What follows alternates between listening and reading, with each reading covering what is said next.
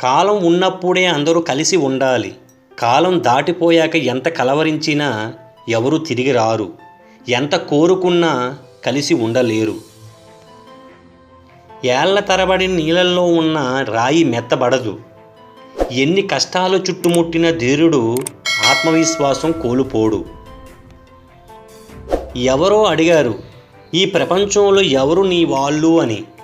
నవ్వుతూ అన్నాను, కాలం అని. అది సరిగ్గా ఉంటే అందరూ నా వాళ్ళే, లేకపోతే ఎవరూ లేరు. స్వర్గాన్ని నరకంగా చేసేది, నరకాన్ని స్వర్గంగా చేసేది మన మనసే. కొత్త మిత్రులు పుస్తకాలైతే పాత మిత్రులు అక్షరాల వంటివారు.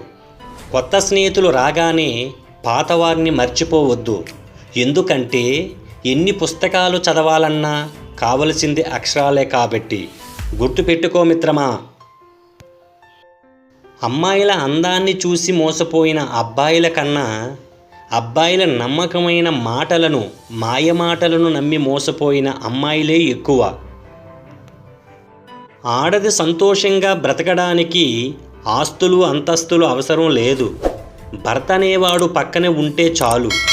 కష్టాల్లో కలిసి పాలు పంచుకుంటూ ఎలాంటి కష్టం వచ్చినా నీకు నేనున్నానని భరోసా ఇచ్చే భర్త తన పక్కన ఉంటే ఆడదానికి ఇంకేమీ అక్కరలేదు. జీవితాంతం సంతోషంగా గడిపేస్తుంది ఆడది. శృంగారం అనేది జీవితంలో ఒక భాగం మాత్రమే, అది జీవితం కాదు. దీని గురించి అక్రమ సంబంధాలు పెట్టుకొని వారు గొడవలు తగాదాలు పెట్టుకొని అందరినీ బాధ పెట్టి చివరికి విడిపోతున్నారు. ఎవరైనా మంచిగా చెప్పినా వినిపించుకోవడం లేదు. ఇలాంటి వారికి అనుభవంలోకి వస్తేనే గాని తెలియదు తను ఎంత పొరపాటు చేస్తున్నానని. తెలిసేసరికి జీవితమే అంతా అయిపోతుంది. ఒక వ్యక్తి సహనానికి యజమాని కాగలిగితే అతను ఈ లోకంలో దేనికైనా యజమాని కాగలడు. మనుషులలో మార్పు అనేది చాలా సహజం. ఎలా మారాలి అన్నది వివేకం చెబుతుంది. ఎప్పుడు మారాలన్నది అనుభవం చెబుతుంది. అసలు ఎందుకు మారాలి అన్నది అవసరం చెబుతుంది. ఆలోచించండి మిత్రమా. నీ తలరాత బాగుంటే పులి కూడా నిన్ను నాకి వదిలిపెట్టేస్తుంది. నీ తలరాత బాగుండని రోజు దారిన పోతున్న గొర్రె కూడా నిన్ను కొమ్ములతో పొడిచి చంపేస్తుంది. గుర్తుపెట్టుకోండి మిత్రమా.